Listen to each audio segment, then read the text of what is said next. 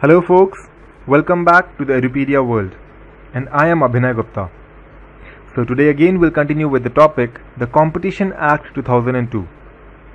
Right, so far we have done the basic section, section 8, 9, 10, 12, 15, 11, then we have done the provisions of section 3, we have done the definitions, and did we do anything else? So far I guess we did not cover any other section. So today we'll move ahead with covering section 4, right? So before moving ahead with the class today, we'll give a short revision of what we have covered in the previous class. So in the previous lecture, we discussed the provisions of section 3, right? Which is the anti-competitive agreement. So over there we had seen that the anti-competitive agreement is prohibited by law, and if otherwise somebody enters into an anti-competitive agreement, it would be deemed to be void. Right, and we have seen what is per se anti-competitive agreement, that is deemed anti-competitive agreement. We had 4 components over there, divided into considering the 3 factors, which is if you enter into an agreement, or if there is a practice, or if you take a decision. Right, so when I talk about agreement, we consider all the 3 terms for this point specifically. So if you have entered into any agreement which determines the price, which limits or controls the process of production, supply, etc. that we had discussed, then which actually talks about sharing the market or the source of production, right? And finally, if there is any agreement that results into bid rigging or collusive bidding, right? So these kinds of agreement would be deemed to be anti-competitive agreements. Further, we have also seen the other agreements that are considered to be anti-competitive. Basically, that is defined in section 3 subsection 2, right? And we have 5 categories of such agreement. You have to learn it, that yeah, these are the 5 agreements and what are the definitions. So the first one was the tie-in agreement. What happens in the tie-in agreement in a layman's term, that if you purchase product A, you will also have to purchase product B. That means if you're distributing, if you're dealing, if you're buying product A, you have to enter into a contract that along with product A, you will be supplied with product B, and you will have to deal with product B in the same manner as in product A. Right? Then you have the exclusive supply agreement and the exclusive distribution agreement. Right? So exclusive supply agreement means the seller says, I will be the exclusive supplier for the goods for you. You will not take it from anybody else. An exclusive distribution agreement means that you will exclusively distribute in this area. Right? So supply from the supplier's point of view, that I will be the only supplier, and distribution from the distributor's point of view, that you will distribute only in this particular area. Right? You will not go beyond this area. That is a condition which is put on the distribution. And in an exclusive supply agreement, it is a condition with the supplier, that I will be the only supplier. Right? Then you have the refusal to deal, that is boycott, if you remember the term. Right? Then we have the resale price maintenance, that you will not be allowed to sell, for example, below the price which is mentioned over there, the MRP. You will not sell below MRP, that is a restriction. Right? We have also discussed what is the cause behind such an agreement. Generally the cause is to cover up the cost, right, and to increase the profit of the manufacturer. Right, but all these agreements, all these 5, the tie-in agreement, the exclusive supply agreement, the exclusive distribution agreement, the refusal to deal, and the resale price maintenance have an adverse effect on the competition. Right, so if they are having any adverse effect on the competition, they will be considered to be an anti-competitive agreement, and hence they would be void. Right. Apart from these, we had also seen certain exemptions. So if there is any agreement which is enforceable by some other act, I would say, right, or if there is an agreement that gives the right to the person to restrain any infringement, for these other acts, different acts are prepared. So according to those acts, if you have an agreement, those agreements would be exempted from coverage of section 3. So basically, what are the acts that we have seen over there? The Copyright Act 1957, the Patent Act 1970, the Trademark Act 1999, the Geographical Indications of Good Registration and Protection Act 1999. Then we also had the Design Act and the Semiconductor Integrated Circuit Layout Design Act 2000. Apart from this, the agreements dealing with the export of goods will also be covered. They will be exempted. right? We have discussed the questions that have been asked in your examination and in your practice manual, and what did we basically see over there is that it very broadly covers the definitions of the other agreements that we have discussed, the 5 categories of agreement, right? You have been tested on that and multiple number of times, right? So basically all the questions that you see fell under that one category of the 5 types of agreement. So you will have to mug up these 5 agreements and the definitions, right? So if you get a question from section 3, you have a high probability of getting a question from this particular section, section 3 subsection 2, right? So now we move on to the next section, that is section 4, the abuse of dominant position. Now what do you mean by abuse of dominant position? What is this dominant position? So let us understand this in the layman context. So dominant means dominating. So who dominates? If there's a race, there are 5 races running, and we say that racer X is dominating the other racers, that means he is leading the race, he is about to win, right? The other racers are not able to compete. So basically a dominant position is a position of strength, right? So over here the definition given in section 4 about the dominant position, right, it says that the dominant position means a position of strength which is enjoyed by an enterprise in the relevant market in India, which enables it. There are 2 things that a dominant position will actually give you the power. It will give you the power to operate independently, right? Because whatever are the competitions and competitors in the market, they are not affecting you because they are not reaching up to your level of marketing, right? So you have a dominant position that no matter what the competitors do, you are still enjoying that position and you are still carrying on with your business without any interference. And the other thing that if there are consumers and competitors in the market, then they are somehow acting in favor of you. So you are in the dominant position. That means the other players in the market are your subordinates. They are acting in your favor, right? So you have a controlling position, you can say over there. So the definition continues, it enables to operate independently of competitive force prevailing in the relevant market, right? That means you operate independent of the competitive force. Whatever be the competitive force, it doesn't affect you. You are operating independently. That is how you actually operate, right? As if you are operating independently, there is no other competitor. The second is that it affects its competitors or consumers or the relevant market in its favor, right? So now section 4 basically talks about abusing this dominant position. So if anybody has a dominant position in the market and they are abusing it so as to have an adverse effect on the competition in the market, right? So that is basically being prohibited by section 4. Section 4 goes on to say that no enterprise should abuse its dominant position. You have gained a dominant position, well and good, there is a clap for you, but you will not be allowed to abuse it, right? Next, we have understood the meaning of dominant position. Now we'll understand the meaning of abusing this dominant position, right? Dominant position, we understand. Now we're talking about the abusement. How do you abuse the dominant position?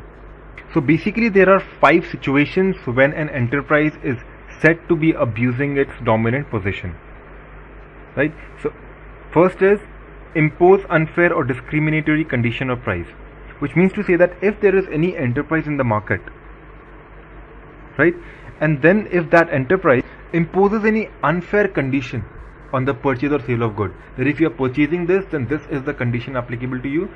By that condition it can be anything. For example, consider it to be a tie-in agreement, that if you are purchasing this, you will have to purchase this. Even that is imposing an unfair condition, right? Or any discriminatory condition, right? And then again any unfair or discriminatory price of that purchase or sale. That means if I am a monopoly, dominant position, basically you can consider an example of monopoly. It is similar but it is not monopoly exactly, right? So what happens is I am the person who is dealing in product X. There are other players also who are dealing in product X, but still I have a dominant position. They don't affect my market anywhere. So whichever are the specific distributors that I have, they will anyhow buy from me. That is the meaning of my dominance, right? So what am I doing is, first of all, I'm imposing a discriminatory or unfair condition on them, that okay, if you are purchasing it from me, you will have to purchase subject to such and such condition, right? And that condition is unfair on them, that is adversely affecting them. Otherwise, I have set a price and I say that if you want to purchase from me, this is the price I quote, and they are bound to accept that agreement or that product at that price. That is because of the dominance that I'm enjoying in the market. So if you are entering into such kind of an activity, if an enterprise is performing such an activity or indulging in such an action, then it will be considered to be using its dominant position, to be abusing its dominant position actually, right? The next, limit or restrict the production of good or technical or scientific development. So if the enterprise who is enjoying the dominant position in the market is somehow or the other limiting the production of good or the provision of the service in the market, now what will be the impact of limiting the production? It will reduce the supply, and demand remaining constant, what will happen is that the price of that product would increase, and that would affect the market ultimately, right? So any enterprise who is enjoying the dominant position should not be indulging in such an activity. That will be an abusing, that will be an action, that action would lead to abusing that dominant position, right? And otherwise, if you are not restricting the production, but still you are restricting or you are limiting the technical or scientific development, right? The development that was actually needed for the consumers in the market. So if you are restricting that development, then what is happening basically is that the consumers are adversely affected, because now they need a change in the good, right? Now they need the scientific or technical advancement in the good. Now this can be an example of a mobile phone, right? You had the bar phone initially, then you went into the slide and the flip phones, and now you have smartphones, right? So if there was a monopoly in the market and then they restrict the technical development in the mobile phone, then what would the customers be doing till date? They would be using the bar phone, right? Because the technical development was restricted. But since but what would be the end result? That we would still be living in the same era of the bar phone, right? So if an enterprise has a dominant position in the market, they are not supposed to restrict either the production or the technical or scientific advancement, the development, right? Next, if we see, then denies market access. Now there is this enterprise ABC Limited, right, who has a dominant position in the market. Again, let us take an example of cell phone market, right? Now what it does, it just to create an artificial shortage in the market, right, they would actually go ahead to take a step which would lead to denial of access into the market, right? Or even if they go ahead with denial of market access in any manner, right, they're not supposed to indulge into any activity that denies the market access. If they're doing it, it would be the abuse of dominant position. The market should be free to operate, right? Because if there is a competitive market and it is free to operate, the market comes at an equilibrium at one point of time, right? When the demand and supply they meet and the competitors are balanced and everything, right? But if you have a dominant position, you are acting like a monopoly in the market and you're controlling the market, which is adversely affecting the customers, then it is the abuse of dominant position. Next is makes conclusion of contract subject to acceptance of supplementary obligation. Now since I am holding a dominant position in the market, right, I am entering into a contract with any distributor or any supplier or anybody dealing with me in the market, right? And then what I do is I come out to impose any supplementary obligation. Okay, if you want to deal with me, this is an obligation that I would levy on you. And the best thing is that that obligation does not anywhere relates to that contract. That is not at all related.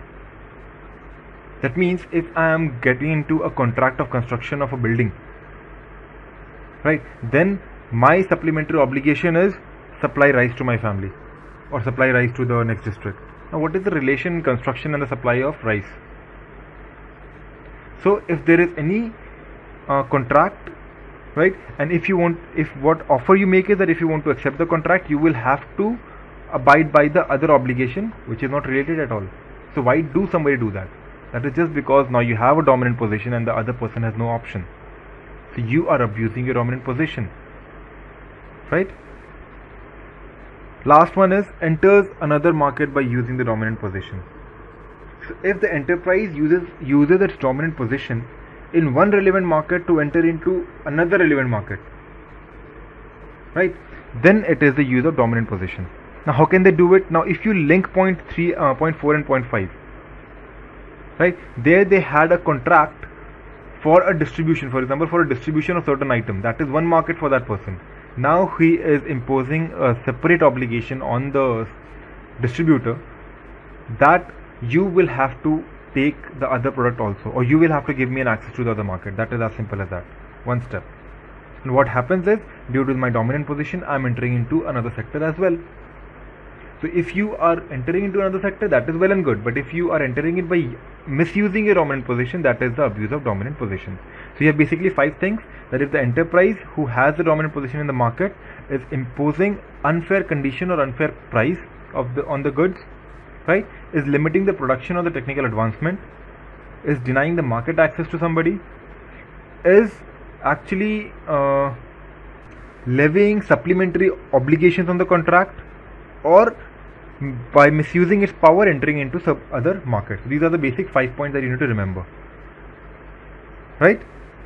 Now there is one more term in this entire section to understand, that is predatory pricing. When we were talking about the point number 1, that is impose unfair or discriminatory condition or price, then that unfair or discriminatory price would also include the predatory price, right? Not all unfair prices are predatory price, but all predatory prices are unfair prices. What are predatory prices? At any point of time, if the producer sells the good in the market below the cost, right, either the producer or the distributor takes it at ₹50 and supplies it further at ₹40. Now some of you must be thinking, why does a person do that? Why will he suffer loss? The basic objective of that loss is to occupy the market. Again, we'll take the example of your Ola and Uber. They went below their cost. They provided the cab to the customers in Delhi and the other region in the country below the cost that they had to incur. Why? Just to sweep away the competitors from the market, right? So that is predatory pricing. That is the best example of predatory pricing that we can have, right? Now we'll move on to the discussion on the questions, right? So basically there's one question that has been asked, and that has been asked very recently, and just 2 years back. That is CA Final May 2014, and this is the first time section 4 was asked in the examination. Now what does this indicate? That it is not compulsory that only those questions that have been asked in the past will be repeated. That means you will have to cover the other sections as well. Although the probability is less, so what will we do is, we will not go into so much of detail into the other sections, but we will still cover the other sections, right? So let us discuss the question. The question is on the screen. M&O Tire Limited is in the business of manufacture of automotive tires, right? And for the past 1 year. Okay, first point that we got is that they are manufacturing automotive tires, right? Now they want to increase their market share, and for that the company has decided to reduce the price of tire. Now what are they doing? They are reducing the price of the tire. Okay, no problem.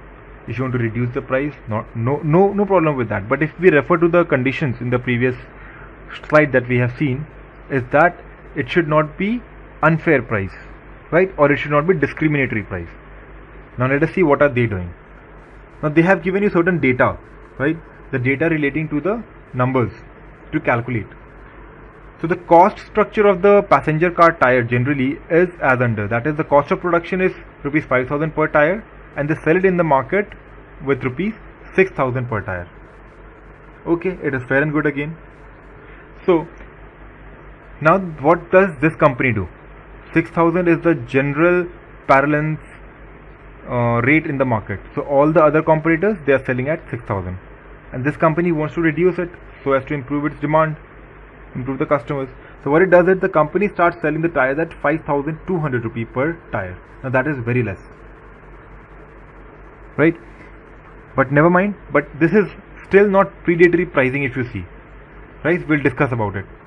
And the other tire manufacturers made a complaint to the Competition Commission of India stating that M&O Tire Limited is guilty of predatory pricing. That is certainly wrong, right? Having the effect of reducing the competition or eliminating the competitions. Advise M&O Tire Limited as to the meaning of predatory pricing and whether the company can be said to have indulged in the said practice having regards to the provision of the Competition Act 2002. Now, as we have already discussed, what is predatory pricing? Predatory pricing basically is pricing the good at that amount which goes below your cost of production. It is a situation where the selling price goes below the cost of production. And if we go by the text, the language that has been used in the Act, then it says that the predatory pricing means the sale of goods or provision of service at a price which is below the cost, as may be determined by the regulation of production of goods or provision of service, with the view to reduce competition or eliminate the competitors. That means they are going below the cost in order to eliminate the competitors. We have discussed the case of Ola, and that stands very well on this concept, right? So first thing we are very sure is that this is not predatory pricing, because 5,200 is above 5,000. So far as the company is selling the tires up to 5,000, that means 5,000 and above, it is not considered to be predatory pricing, right? But now otherwise also we see, is it a discriminatory pricing or is it an unfair price? Then we cannot decide that because we don't have relevant data given in the question relating to that. Now what would be the bandwidth? What would you consider to be unfair? You cannot take your discretion, right? We'll have to go by the market, but since no data is given, we will not go beyond this point. So we will just go with answering that okay, predatory pricing means this, and we'll write down the condition that as per section 4, company, an enterprise is said to be abusing its dominant position if it imposes any unfair or predatory price or controls. We'll write that position, and then we'll also go on to explain what dominant position is, and after explaining both of it, we would say that okay, certainly it is not a predatory pricing, and hence this is not an abuse of its dominant position. And that is the end of the answer. And after this question appeared in your examination in May 2014, this question was also included where? Obviously in your practice manual, right? We have been seeing already that the questions of your previous attempts in practice manual are common. So if you refer to the latest practice manual, question number 22, you will find exactly the same question over there, right? So if you want to read through the answer in order to understand more clearly as to how to write it, then you please go through question number 22 in your practice manual and read it, right? So after all the lectures, you are supposed to revise it, right? And that is the basic reason why I give you the reference to the question number in the practice manual, because that is the best way of revision, when you read the questions yourself and interpret it rather than me dictating it, right? And then you first frame the answer in your mind, because you've already heard when I have told you the direction of how to move ahead with the answer, and then you check what you have thought and what the answer pattern is, right? And if there is any difference, you can amend it, you can learn from there, right? So that will be all for the lecture today. We'll continue with the other sections of this act in the upcoming lectures, so stay tuned for that. Until then, this is Abhinay Gupta signing off. Thank you. Bye bye.